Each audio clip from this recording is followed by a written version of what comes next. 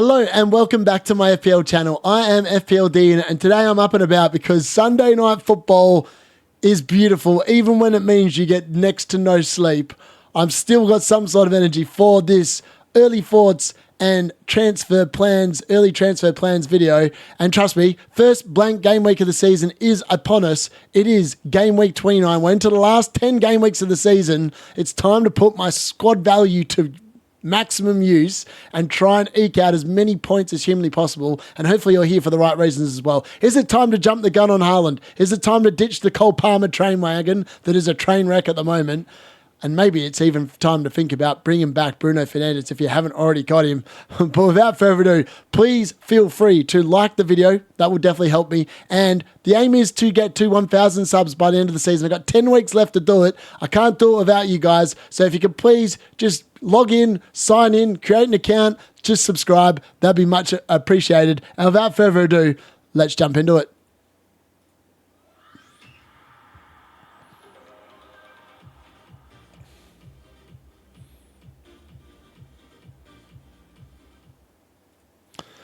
What better place to start than recapping how the weekend has gone so far? And if anyone tuned in to the Saturday night reaction stream, I was not a happy camper one little bit. Not only did I see Chris Wood have actually probably his worst game I've watched all season long. I don't know how he didn't score in that game. But Milinkovic for the third week in a row sat last on my bench. 6 points this week. That's 16 points over the last 3 weeks. In the last position on my bench. I don't take back the decision. The decision to bench him there for over the other 3 options made perfect sense. On paper, he had the worst fixture out of my 5 defenders. He's the only one that actually got maximum points from the clean sheet. Mad. So yeah, look, how did the team go? Obviously, Robinson, I did get that call right. I bought in 8 Nori for Hall. That was my transfer that I eventually wended with. And as everyone knows, I made a deadline day stream just based off like what way the card fell. Thankfully, the card fell on just making the whole transfer, because if it had gone the other way, I would not be on a green arrow currently. So as you can see there, my old rank from game week 27 was 4,687, and it's now into 3,697. Obviously, the Newcastle and West Ham game is still yet to be played. And obviously, I've benched Isak. So provided that Isak doesn't return, Jared Bowen and Wan-Bissaka don't go absolutely nuts, I should actually get a green arrow. And I don't know how, considering most of my team this week were bang average. Like Brentford, where has their form going at home? We'll talk about that in a little bit in the actual early thoughts bit, but they were disappointing, like really disappointing. Bournemouth saved my weekend fantastically. Kirkes with yet another assist. He's definitely worth the extra money over Hoytson at this point. That's 100% for certain. Kluivert, again, showed that he is the pick of the Bournemouth midfielders as well. He was fantastic. Cole Palmer and Mo Salah, we're going to look at that a little bit later on, but my God, the difference between them, if you went Captain Salah and or Captain Palmer, the swing over the last 2 weeks has probably knocked you, if you went the Palmer route both games, probably about 100,000 spots at minimum, I would suggest. Obviously, the Liverpool blanks were not ideal. And then, obviously, I got carried. And I did ask for this because I needed the Arsenal clean sheet to be rubbed out. And I said, ideally, it will be Bruno Fernandes involved. And what a man. He knew that he not only has to carry Manchester United on his back, but he had to carry Rude to Forget United and the FPL D unit on his back as well. Shout out to that man. He is unbelievable. I'm so glad that when he got that red card that I didn't sell him, because the points he's got on the weeks I've played him since have definitely made it worthwhile, and I'm very happy. So other than the 6 points from Milinkovic on the bench, provided Isak doesn't go ham, I'm pretty happy with how the game weeks looked. So game week 29 early thoughts. Did anyone actually nail a replacement for Hall this week? And obviously, you can't count on a clean sheet versus Southampton. So many teams now that we've expected to keep a clean sheet against Southampton have not kept a clean sheet. Liverpool, the latest example of not keeping a clean sheet against Southampton. And it hurts when you've got double defence and they just concede a goal like that. Especially Alisson and Van Dijk. Van Dijk should know better and should just cleared it. It was never Alisson's ball. He should just got rid of it. Don't know what he was doing. And it hurt. It honestly hurt. lots of other people had Sels in goal, Henderson in goal around my rank. Definitely hurt. So that was unhelpful. And let me know in the comments if you had Hall, who you traded him out for. I obviously went to 8 Nori and got 2 points. So I wasn't horrible, but it wasn't fantastic either. I'm just intrigued to know what other people did because I don't feel like there was a standout candidate unless you went for Kukurea.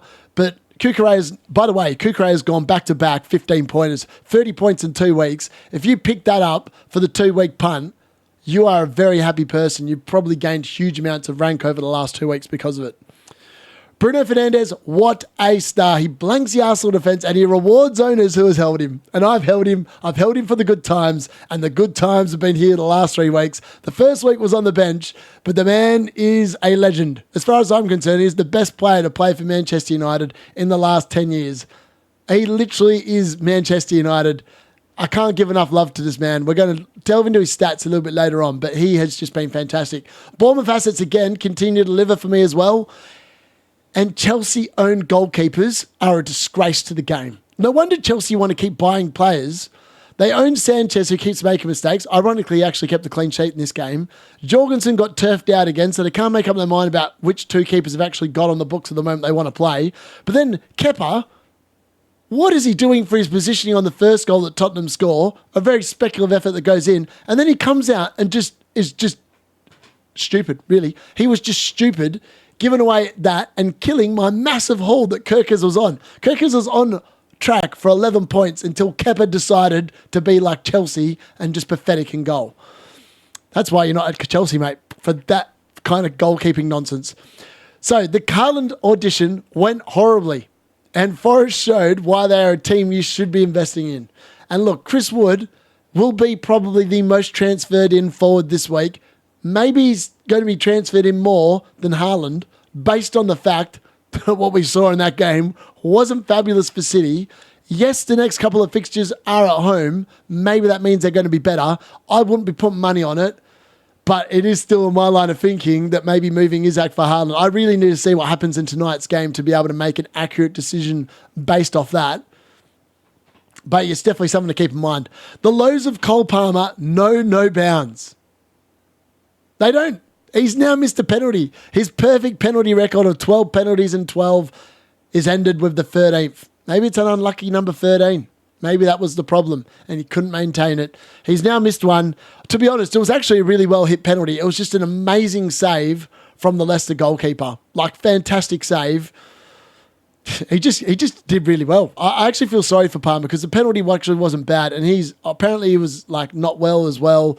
We're just going to take a better look into Cole Palmer's stats over the last 7 weeks in a little bit. But Salah's king. If you can't, I think the most important thing to learn from this is if there is a differential captain, unless it looks like it's actually a decent shout, and Cole Palmer, ironically, has been a decent shout, but if Mo Salah's got half a decent fixture, I don't think you can bet against him at this point in the season. Until Liverpool have won the league, I just can't see it myself, and I think you just got to roll with it from there. So what's happened to Brentford's home form? If anyone knows, could you please let me know? Because, yeah, it's I actually don't know what's happened to it. It's they've gone down the gurgler. It's like their away form has become their home form, and now I'm sitting here going, really, Whistler and Buemo, I've expected more against Tottenham and Aston Villa, and in both games, they've combined for a total of 4 points in each game. That's not ideal. It's definitely not what I signed up for either. So, Bruno Fernandes, my man, he is a legend. The captain of my football team that I support. And honestly, he is in the captaincy debate for this weekend. His form over the last 3 weeks has been unbelievably good. He's scored 2 free kicks now in 3 games. He's got 2 assists over the same time. He's got 7 bonus points. He's done that all from an expected goal involvement of just 1.1. So he's got 4 attacking returns of 1.1 XGI. Like, this dude is unbelievably good.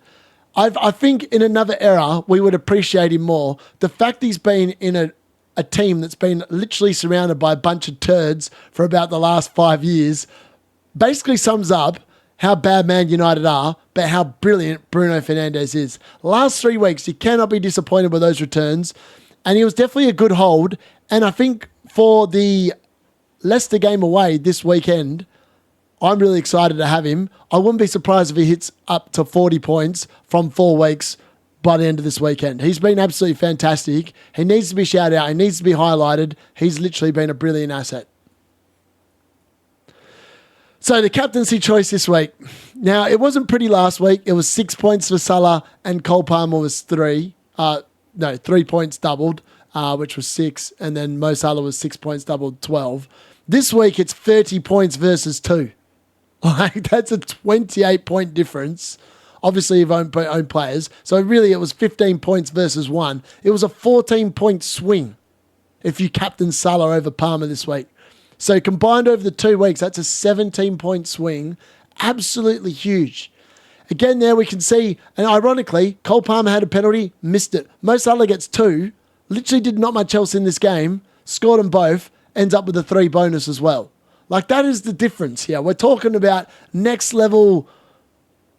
Mo Salah's just a freak. Like, honestly, he's a freak. I hate the fact that he plays for Liverpool. That pisses me off every time I watch Liverpool play. And owning him and captaining him so much just feels wrong from a Man United fan's perspective. But there's no denying he's having a GOAT season.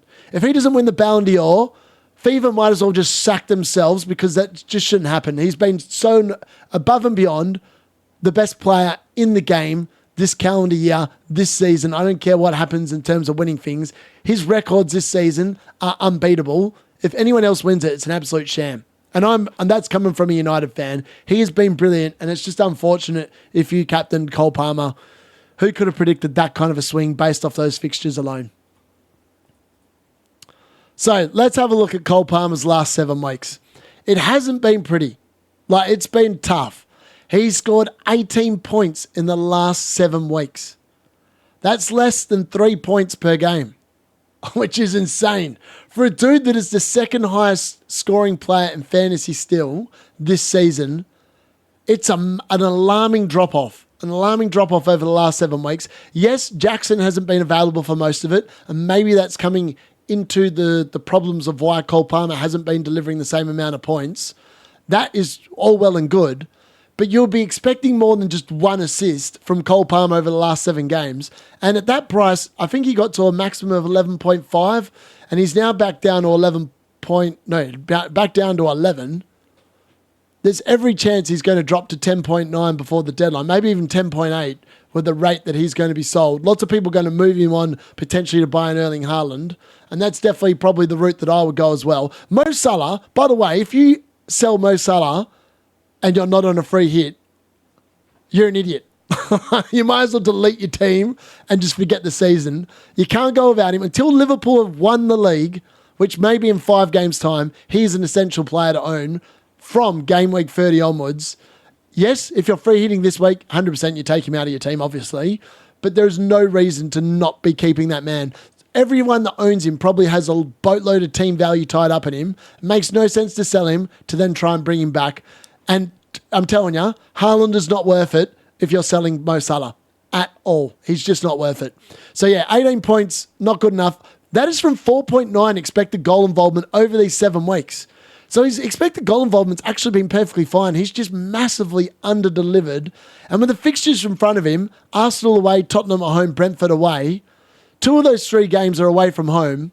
It doesn't look good. Maybe you can go without him until game week 32. That's what I'm saying. Maybe you don't need him for the next 29 and 30. If you're wildcarding him 31, I think you can safely say you can ditch Cole Palmer this week. Obviously, if you want to hold him, he's going to start to become a differential because so many people are going to be selling him. And I'm still unsure which way I'm going to go because I've only got 2 free transfers this week, and that's going to come into my line of thinking, whether I really want to take a -4 or not. And that also came into my thinking this weekend as well. But it's definitely something to think about, and Cole Palmer just hasn't been good enough as of late. So the assistant manager this week. Again, I just want to highlight this. Ruben Amorim, 9 points. Table bonus, 0.8 million. Ange Postecoglou, 1.1 million, 10 points. At the moment, I had him ranked at the beginning of the weekend. Graham Potter, number 1. Ange, number 2. Amorim, number 3. Now, no one's actually scored more than 10 points this game week in terms of managers. And it just goes to show that table bonus here is still king. These guys only got draws, and Ange is actually currently the top scoring manager of the round with that draw. So that's how good it is. Obviously, I don't know why it says Pereira there instead of Amorim. That's obviously a mistake. I am kind of tired. That's not an excuse, but I should say Amorim. They're both from Portugal, right? So it doesn't really matter either way. But that really should say Amorim. Actually, Pereira's from Brazil. I'm lying. I'm just doing them all a disservice right now. But essentially, I just want to show that table bonus still is king. And I pretty much called that those two were actually pretty good shouts this weekend. So onto my potential transfer plans for Game Week 29. And there are 3 of them. So one move is I could just... If I just wanted to field an 11 this week, I could actually move Fabianski to Sels and roll everything else and just play a 4-4-2. That is quite possible. It is an option in my team, and I'll show you what that looks like on paper in a little bit. But this is the first option I'm looking at. I think it makes more sense, and this is a set of 3 moves that are combined together. Like if I'm doing one of these, they're all happening, most likely. Maybe the midfielder one might be slightly different in terms of the midfielder I land on and maybe the goalkeeper, but the forward is definitely the one that would be moving for that forward. So Alisson Becker might be sacrificial. Matt Sels, Nottingham Forest run from 29 onwards is amazing. And we've just been remembered about how good their defence has been the last few weeks. Yes, they went off the boil a little bit, but they're so good at keeping clean sheets. And Matt Sels is a top scoring goalkeeper this season for a reason. He has been unbelievably good. So the second transfer in this set of 3 would be Cole Palmer out. And look, as I've said, this last 7 weeks just show that Cole Palmer just isn't performing at the moment. And at that price, I think it makes sense to move him potentially to someone that does have nicer fixtures, potentially could be a better captaincy shout. It makes a lot of sense. Now, Savinho is a risky pick, and I'm going to go into the line of thinking behind that a little bit more. But he has been starting. Like he started the last 5 games. Yes, Man City have had harder fixtures, but they are coming up against teams now that should be easier for them to score against. And if that's the case, Savinho does look like a pretty nice option, particularly the price point he is. 6.2 million is pretty nice for a nice little differential. And it's only something I've cooked up today, and it allows this last transfer to happen as well. And that's Isak to Erling Haaland. Now, a lot of people go, is he really worth the hassle? And honestly, based off what I saw this weekend when I was watching the game, I don't think he is. But at the same time, Cole Palmer's absolutely stinking it up. And in reality, it's weighing up the one or the other. It's really Haaland and Savinho against Isak and Palmer, which on paper, most game weeks you would say Isak Palmer should win that. But Palmer's just been so out of form. And maybe I should just hold Isak and just forego Haaland and just forget about him. I'm not sure, but it's definitely into my line of thinking.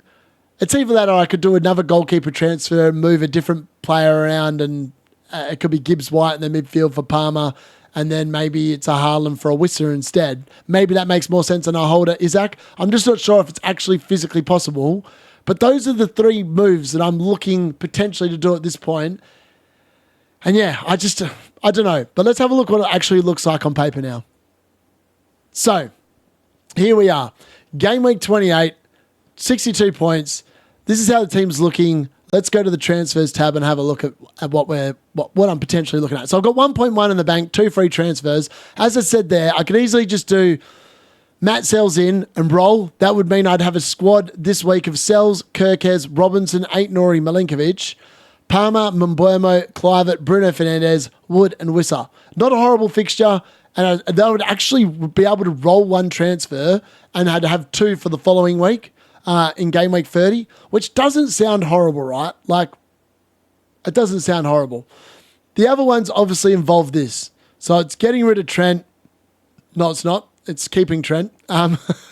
It's getting rid of Cole Palmer and bringing in Savinho. And then it's getting rid of Isak and bringing in Haaland. So as you can see, it's going to cost 4 points. I'm going to be -4, but 0.4 is still left in the bank. That allows you to do a few things with Robinson in game week 30. So it allows me to bring in Munoz for Robinson, which looks really good on paper. and I'm quite happy with that. It gives you double Forest defence, which in reality, if you look at the fixtures coming up, looks pretty good on paper, right? Like Ipswich away, Man United at home, Aston Villa away, not ideal. But then it's Everton at home, Spurs away, Brentford at home, Palace away, Leicester at home, West Ham away. Like, there's a lot of fixtures in there where I think that potentially owning two of their defenders could be okay.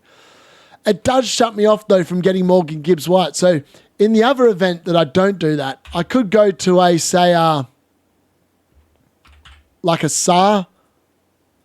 Like, again, it's Southampton. I'm betting against Southampton. And Southampton, I just feel like Southampton are going to score, right? And that would just make this whole transfer in itself feel bad. That gives you an extra 1.1, but it does allow me to bring in Gibbs-White instead, which does look pretty nice. I won't lie. And that would give me a better squad. That would give me a 3-4-3. So that would give me Fernandes, Gibbs-White, and Buemo, Clive at Wissa, Haaland, Wood. And then it'd be Aït-Nouri, Milinkovic, and Kirkez. Like, that looks pretty good on paper. Or maybe I just back in Robinson to do the job against Tottenham and instead bench Kirkez. That could also be an option. Like, the 4-4-2 this week makes a lot of sense on paper. I just don't know. Like, let's just restore Isak for a second and say I just go to someone else. Maybe I just do Gibbs-White and Sarr in. That is just 6.6 in the bank. It still doesn't feel great. So, like, this is the quandary I'm in. Like, the other players I do like the look of. Obviously, other than Gibbs... And Gibbs-White, by the way, has been super consistent. Yes, he hasn't scored massive hauls, but 6, 10, 8, 1, 5, 2, 16, 5, 5, 3, 5. Look at the teams he's actually got some of these assists again. Like, they're decent teams. And then obviously the run of fixtures coming up from an attacking perspective looks really good for Forest, which is why I think that potentially maybe owning a second one is there. It's just I don't like any of the other goalkeepers this week. Like, if we have a look at the rest, like Jordan Pickford's fixtures run out. Maybe I could bring in just Raya. Maybe that's what I need to do. Just a Raya in. But then Raya's fixtures got Chelsea, Fulham, Everton, Brentford. Like, it's a decent run of fixtures for Arsenal, don't get me wrong. I just don't want to be mucking around with goalkeepers. So maybe in another world, maybe I just do Fabianski out and say, let's go for a Sarr there. That gives you 11.6. I could even leave Cole Palmer there and just keep Becker and just roll with it. This is all provided I don't go with Haaland, right? If I go with Haaland, I have to probably get rid of Trent, or I have to get rid of... Let's have a look. Let's see if we can get rid of Trent, what that would give me instead. So if I kept Sarr and then say I got rid of Wissa, that doesn't give me enough money. You see what I'm saying? Like, let's restore that. If we go there, this might be able to give me enough. Let's have a look. Haaland. Oops, sorry. Let's go to all players. Haaland. That gives you 5.5 for a goalkeeper. Like, it's just not, it's physically not possible. The only way to do it is to... All right, let's just restore Becker for a second. I could get 10.8, right? I could get let's go a Gibbs-White. And then let's go, say, for a 4.3 gives you, like, no good options as well, which is, like, if we could look at defenders, who's good at 4.3? Like, there is no one good at 4.3. They're all 4.4, 4.5. Ideally, I'd like to go one Bissaka, but then in order to do that, I would still need to make money from somewhere else. It would actually require a -8. Like, this then would become, I don't know. Like, and here I could potentially go where are we? Let's go to, goalkeepers. Let's bring out Sarr again. Just want to see if this is possible. So I could, in theory, then go to, like, a Bowen. And this all depends on how Bowen goes tonight, right? Like, Bowen might not go amazing tonight, but I can actually afford that. But it would cost me 8 points. And I don't know if taking 8 points to make this lineup happen makes any sense at all. But what I would say is that post-game week, 29, I'm going to be looking pretty damn good. I'm going to have Haaland for Leicester at home. Looks amazing. I've obviously got Jared Bowen the thing is like the midfielders. If you have a look at the midfielders, and let's get rid of that for a second. I currently own 4 of the top six midfielders. I own Salah, I own Palmer, I own Mbeumo, I own Kluivert, and I own Fernandes. After this week, I'll actually own the top 5 scoring midfielders for the season, most likely, provided Bruno Fernandes gets at least 3 points against Leicester, which you would expect the odds are that he probably will. Like, do I even need to change my midfield? Maybe I just need to figure out how to do it. Cole Palmer just seems like, I mean, the fixtures to Chelsea aren't brilliant, but they do come back online 32 to 34, and then they finish really badly. Like, I just think that Cole Palmer's probably someone you can get rid of, and that these other ones are going to probably catch him. Like, Son doesn't really interest me, and people like talking about him, but he starts on the bench far too often at this moment in time to be a warranted option, which is why I think that the best 5 actually at the moment is Fernandes, Salah, Bowen, Mbeumo, and Kluivert. Now, there is a world where I think Mbeumo might not be as good an option as, say, a Morgan Gibbs-White either, which is why I kind of wanted to have my third Forest player in there. It's just, you can't have everyone. And that's kind of my line of thinking. I think the most likely option is I don't take a hit at this moment in time, but I do like the look of Haaland, Savinho, and Sels this week. I just feel like I'd rather Gibbs-White. I just don't know what other goalkeeper, as I said, that I like. Like, most goalkeepers this week have bad fixtures. And that's why I don't really rate having any of them. So for me, it's just one of them weird ones. I can't say that anyone's going to actually do any good here, so it's hard to recommend anyone out of this list. Maybe Areola and Sarr are actually the 2 best options this week, and you just roll with them. But yeah, that's what I'm thinking. Those are my thoughts anyway. I know I've rambled on there for a bit, but hopefully it's made a little bit of sense for everyone that's watching.